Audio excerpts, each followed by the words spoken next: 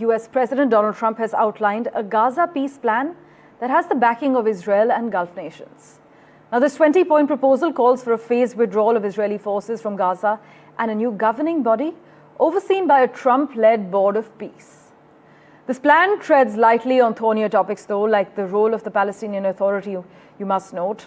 Some analysts say Hamas likely won't accept this deal, which calls for the militant group to disarm. But if it rejects the plan, Israel will finish the job of destroying Hamas. Israeli Prime Minister Benjamin Netanyahu has said after meeting with Trump, this can be done the easy way or the hard way. But the substantial point was for Trump to get Netanyahu to agree to these principles while standing right next to him at the White House. Just listen in to their reactions. Israel would have my full backing to finish the job of destroying the threat of Hamas. But I hope that we're going to have a deal for peace. And if Hamas rejects the deal, which is always possible, they're the only one left. Everyone else has accepted it. But I have a feeling that we're going to have a positive answer. But if not, as you know, Bibi, you'd have our full backing to do what you would have to do. Your plan provides a practical and realistic path forward for Gaza in the coming years, in which Gaza will be administered neither by Hamas nor the Palestinian Authority, but by those committed to a genuine peace with Israel. I think this can be not only a new beginning for Gaza, I think it can be a new beginning for the entire region. My colleague Priyanka Deo has been tracking all the finer developments. She joins us live at the moment. Priyanka, so Hamas may now be pressured by either Qatar and other Arab countries to accept these principles. But in that sense, this latest development, it is not an end to the war, but just a basis for restoring negotiations, right? Well, Netanyahu said that the plan meets Israel's goals, which are bringing hostages home, destroying Hamas's weapons, ending Hamas control in Gaza, and making sure that Gaza cannot threaten Israel again.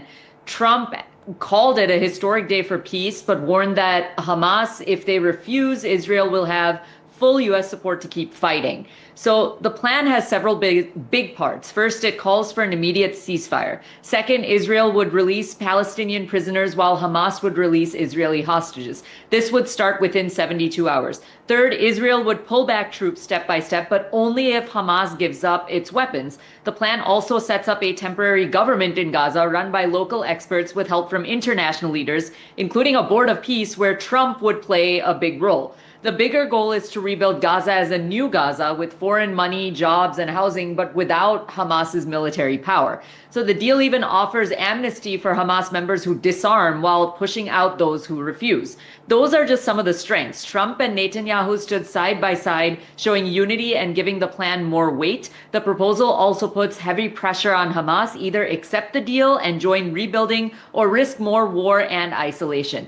By adding international oversight and promising aid, the plan may get support from Arab countries like Egypt and Qatar as well. And the messaging was very clear. Netanyahu said directly that the plan achieves Israel's war aims, while Trump called it a step towards peace.